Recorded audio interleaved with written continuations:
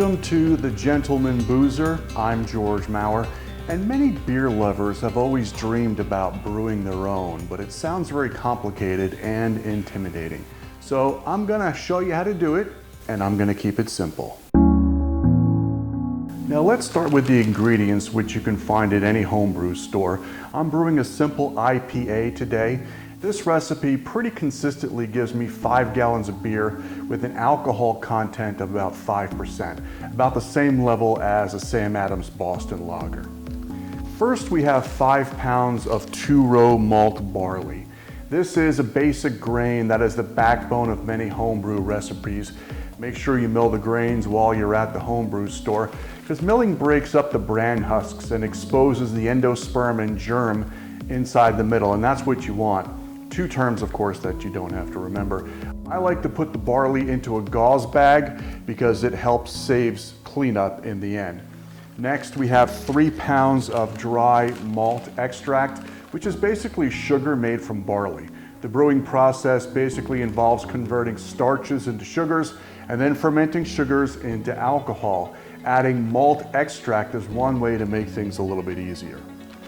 Then we have hops. Like the other ingredients, you have many choices, but I happen to like Simcoe hops, and you'll use 1 or 2 ounces of hops for this recipe. I like to buy them by the pound and then freeze them, and I also like to use pellets because I find the flavors more intense. And then finally, we have yeast. You can use a dry yeast or liquid yeast, but the liquid yeast produces a much higher quality of beer, and it's well worth the extra money. In this case, I'm using an Irish ale strain, one of my favorites, and this particular type of liquid yeast has a packet inside that you want to break, and then you leave it out at room temperature so the yeast kind of starts doing its thing. And there it is, ready to brew.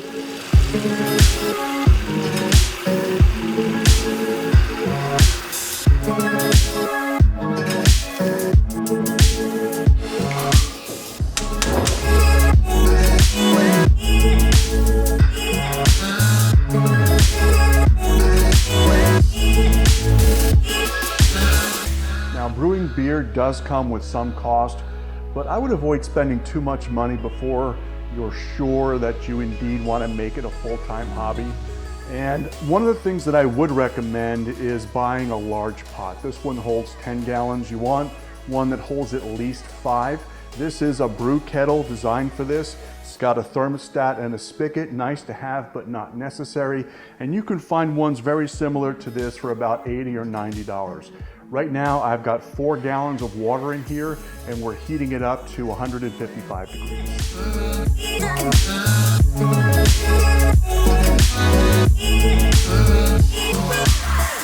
As you can see, our water is now at 155 degrees, which is our desired steeping temperature.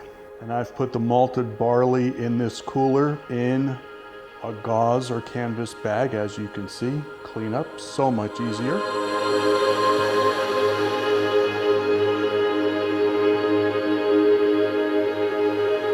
All right, 60 minutes have passed, and the water is now a sugary liquid called wort. And I'm going to transfer the wort from the cooler back into the pot so that we can boil it. But the grains that are in the bag in here still have a lot of sugars in them.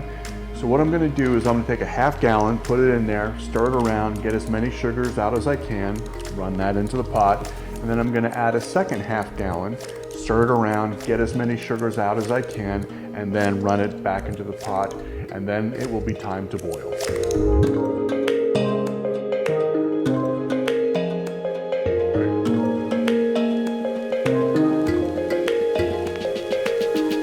Now, once the wort starts boiling, now it's time to add the bittering hops, and these give beer that bitterness, of course. And it's also when I add the dry malt extract. Now, this is a moment that you got to pay attention to, because what's going to happen is this dry malt extract is going to go into the wort, and it's going to stop boiling for a moment. And remember, this is basically pure sugar water. and you are always at risk of a boil over at this point. If it's gonna happen, this is when it's gonna happen. And again, this is pure sugar water. If it boils over, you got a lot of trouble. It's gonna takes forever to clean it up, believe me, it's happened to me before. So basically what I do is I stand over it and I watch. And there will come a moment when the boiling returns. And that is when you'll see the foam rising. But there will come a point where the wort begins to boil. It's not foaming up, it's not rising, and it just kind of settles into a low rolling boil. This is called the break. And once the break happens, then you can relax and just let it boil for 60 minutes.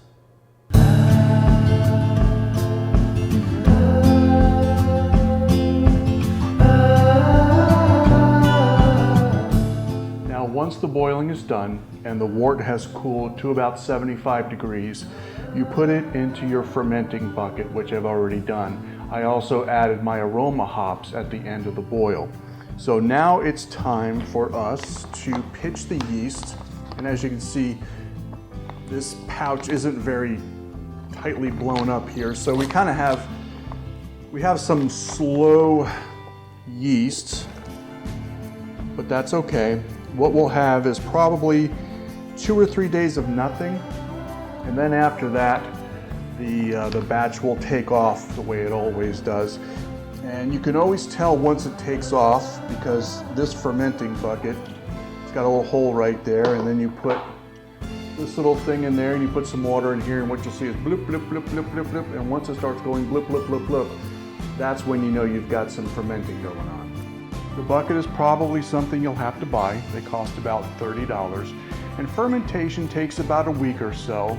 And you know when it's done, when the bloop, bloop, bloop gets down to about 1 bloop every couple of minutes or so.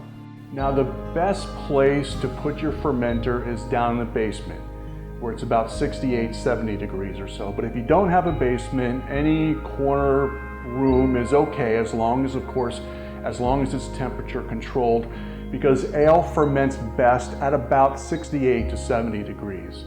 And fermenting, once it's done, there's a bunch of sludge at the bottom of this. So what you want to do is you want to separate your beer from that sludge as soon as possible. You can buy a second bucket, or you can put it into your pot, clean this out, and then transfer it back. And this is where you want to do your dry hopping. And so once you've transferred it back into this nice clean bucket, you put in another ounce of hops or so. And then you put this into a refrigerator. I like to use a refrigerator because cold conditioning, I think, produces a much better quality of beer. And you're going to want to let it cold condition for at least a month. They say it peaks around 3, but I can never wait that long. Now, as far as enjoying your beer, if you're going to make this a hobby, I highly recommend kegging your beer. Bottling it is just way too much work. Now, they can be expensive. The first kegerator I had was an old refrigerator, and I drilled a tap out the side, and the little kit that helped me do that cost about $100 or so. It wasn't too bad. Now, the other expense that you're going to have is what's called a Cornelius keg, or a corny keg. These go for about $100 or so.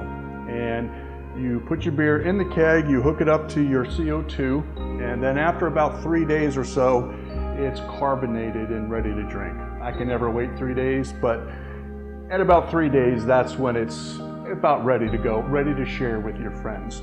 And you can't see it back there, but there's a CO2 tank back there. As far as CO2 is concerned, do not go buy your own bottle. They're like $150. But the gas, the CO2, costs about $20. So what you do is you go to your local welding shop and you pay a deposit of about $60, $70 depending on your particular welding shop. I paid my deposit 10 years ago. And then when I go to get new CO2 now, I just basically swap out the bottles and get a new one for $20, and then that's that.